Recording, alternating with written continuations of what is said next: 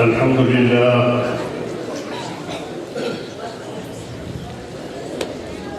الحمد لله وحده والصلاة والسلام على من لا نبي بعده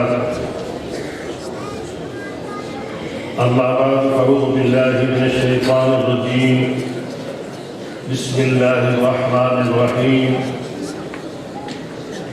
إن تنصروا الله ينصركم ويثبت أقدامكم صدق الله العظيم سبحانك لا علم لنا إلا ما علمتنا إنك أنت العليم الحكيم قابل احترام صدر محفل علماء کرام طلباء نظام میرے محترم دوستوں بزرگوں بھائیوں وقت کافی گزر چکا ہے اور مجھ سے قبل ضلع کوئٹہ کے امیر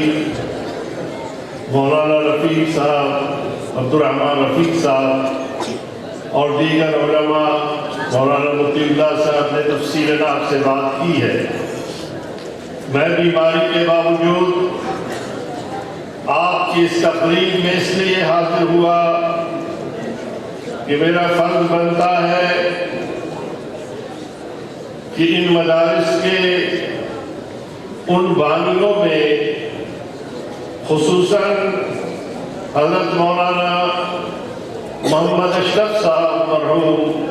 رحمہ اللہ جس نے میرے والد گرامی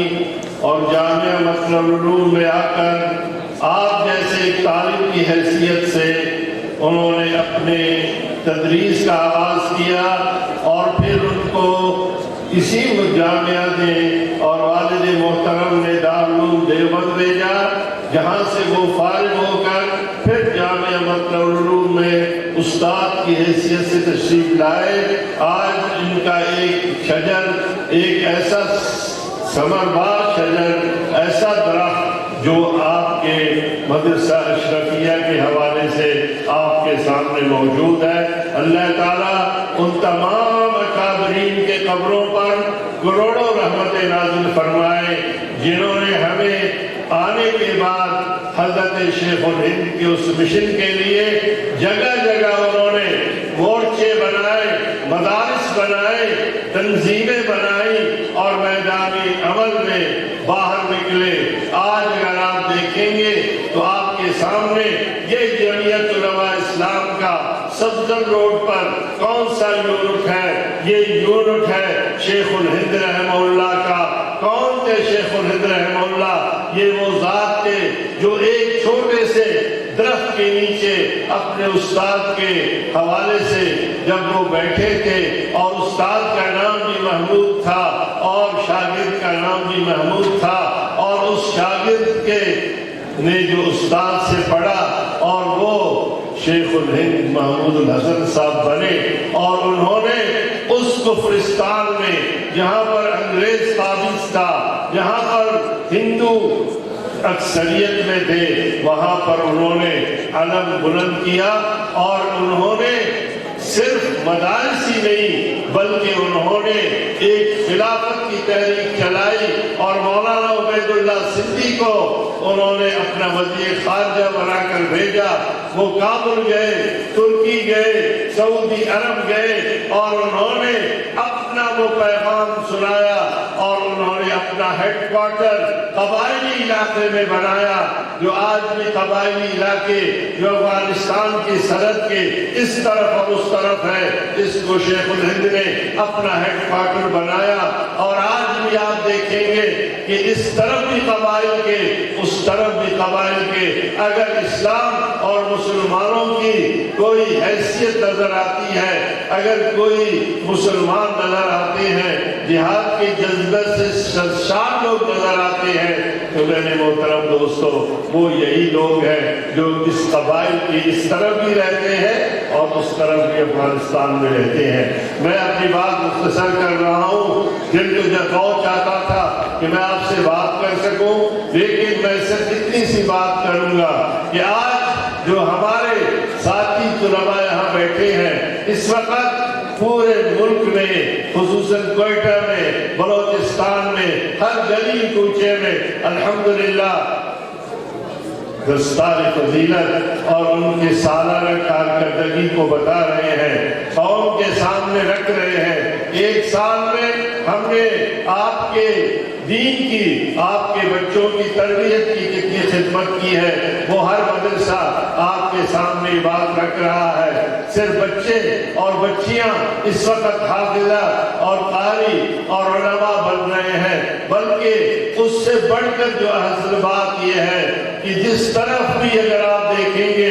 اگر تبلیغی جماعت ہے اس کو آپ ٹٹولیں گے، اس کی تعریف دیکھیں گے، وہ آپ کو دیوبند تک پہنچائے گا۔ ختم نبوت کی تحریک ہے، وہ آپ کو عطا اللہ شاہ بخاری اور حضرت کشمیری کے حوالے سے وہ آپ کو دیوبند پہنچائے گا۔ تصنیف و تالیف میں اگر آپ دیکھیں گے اشرف علی تھانوی کے تسلسل سے وہ آپ کو وہاں تک دیوبند پہنچائے گا۔ اگر آپ دیکھیں گے تصوف کے حوالے سے مولانا امداد اللہ مہاجر مکی وہ آپ کو پہنچائے گا، اور اگر حضرت مدنی مولانا سید حسین احمد مدنی اور شیخ الہند کی تحریک کو اٹھا کر آپ دیکھیں گے وہ آپ کو دیوبند تک پہنچائے گا۔ آج اگر دنیا میں جتنی بھی طاقتیں ہیں وہ اس تاریخ کو جانتے ہیں کہ جب انگریز اس دنیا کے اندر سب سے بڑا طاقتور تھا، اس کے مقابلے میں شیخ الہند میدان میں آیا اور انہوں نے اس انگریز کو نکال باہر کیا۔ شیخ الہند نے ایک انگریز کو نکال کے باہر کیا، ان کے بچوں کے بچوں نے، ان کے شاگردوں کے شاگردوں نے، ان کے شاگردوں کے طالبان نے پورے انگریز امریکہ اور 56 ممالک کو شکست دی ہے یا نہیں دی ہے۔ آج دنیا دیکھ رہی ہے کہ اگر مسلمانوں کے مساجد پر، مسلمانوں کے دین پر، مسلمانوں کے مدارس پر، ہمارے نصاب تعلیم پر، ہمارے طرز رہائش پر اگر امریکہ اور برطانیہ کہتا ہے پاکستان کو انہوں نے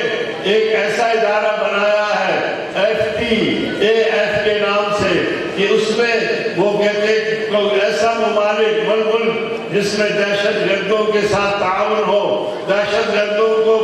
پناہ دے گئی ہو، دہشت گردوں کو پیسہ دیا گیا ہو یا کسی کو جہاد کے لیے بھیجا گیا ہو، اس ملک کو ہم بلیک لسٹ کر دیں گے، اس ملک کا مقاطعہ بند کر دیں گے، اس ملک کو سارے ممالک جو ہے وہ چھوڑ دیں گے۔ اور پاکستان کے خلاف بھی باقاعدہ یہ ہے کہ اگر اس نے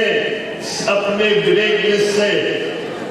اپنے آپ کو بچانا ہے تو اس کو گرے لسٹ میں یعنی ملیشیا لسٹ میں ڈال دیا ہے، گرے رنگ کے لسٹ میں ڈال دیا ہے، اور وہ جا کر کہتا ہے کہ جناب میں نے کسی بھی دہشت گرد سے بات نہیں کی ہے، کسی دہشت گرد کو پناہ نہیں دی ہے، ہمارے مدارس میں کوئی ایسی بات نہیں ہے۔ لیکن ابھی تک امریکہ، برطانیہ دباؤ ڈال رہے ہیں۔ دنیا نے دیکھا کہ 5-6 دن پہلے آپ نے دیکھا 29 فروری کو دنیا کے سامنے ایک ملا عبدالغنی برادر تھا جس نے سامنے بیٹھے تھے، امریکہ کا زنگ خلیل زادہ بیٹھا ہوا تھا، 56 ممالک کے نمائندے بیٹھے تھے، اقوام متحدہ کے لوگ بیٹھے تھے، پاکستان کے وزیر خارجہ بیٹھے تھے، OIC کے خارجہ کے وزیر بیٹھے تھے، دنیا بھر کے وہ لوگ بیٹھے تھے جو کہتے تھے کہ یہ طالبان دہشت گرد ہے، یہ مدارس دہشت گردی کی تعلیم دیتے ہیں،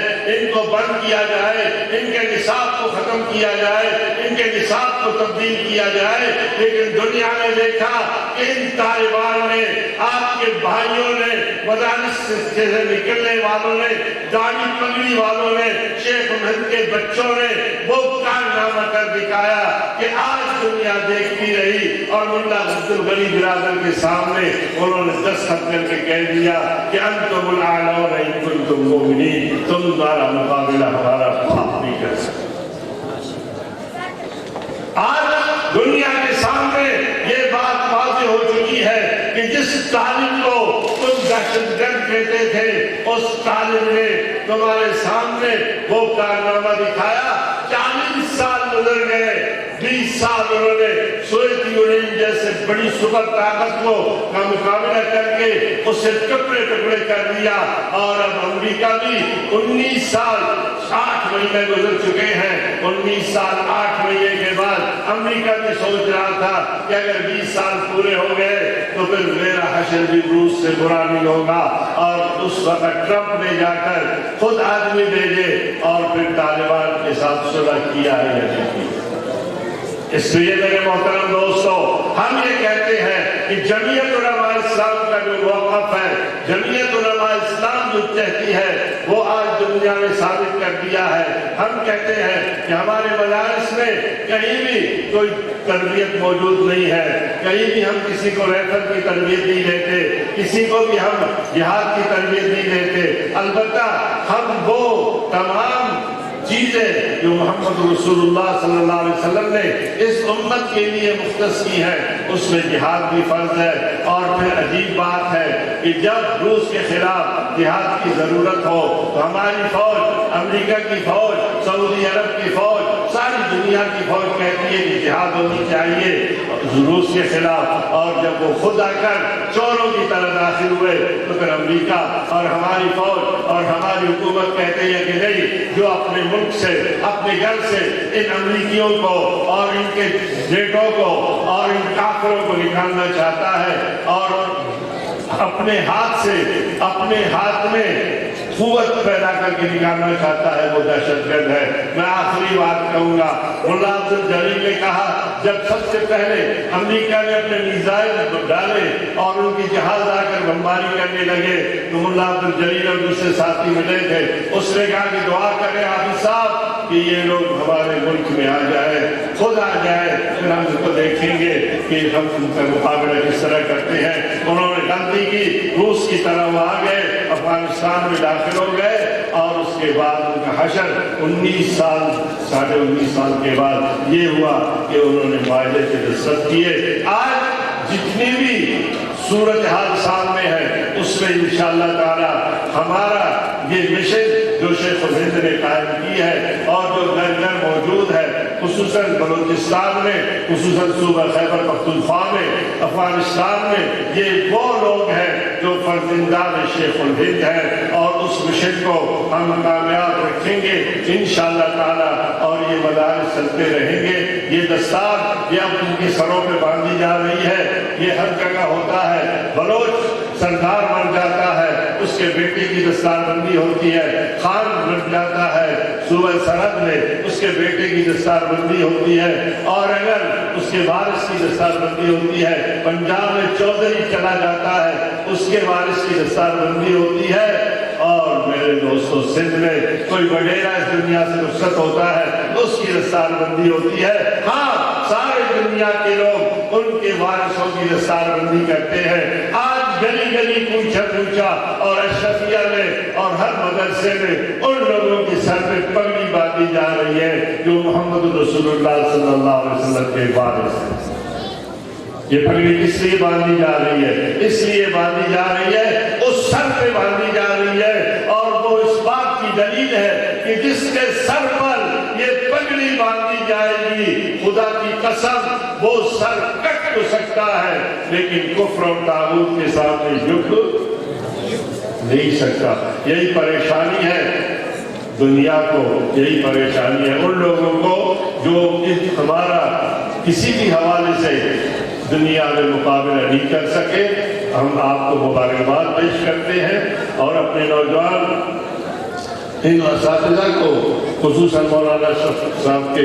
بچوں کو جنہوں نے بڑی محنت کے ساتھ اس بہار کو برقرار رکھا ہے، اللہ تعالیٰ ہم سب کو توفیق عطا فرمائے، میری صحت کے لیے بھی دعا فرمائے، رب کائنات ہمیں صحت کاملہ اور تمام مریضوں کو شفا عطا فرمائے جو اس دنیا سے رخصت ہو چکے ہیں۔ مولانا اشرف صاحب، مولانا عبدالواحد صاحب رحمہ اللہ، میرے والد گرامی، ہمارے جتنے بزرگ، آپ کے بزرگ، ہمارے لوگ جو ست ہو چکے ہیں، اللہ تعالیٰ انہیں کروٹ کروٹ جنت عطا فرمائے۔ وآخر دعوانا الحمدللہ۔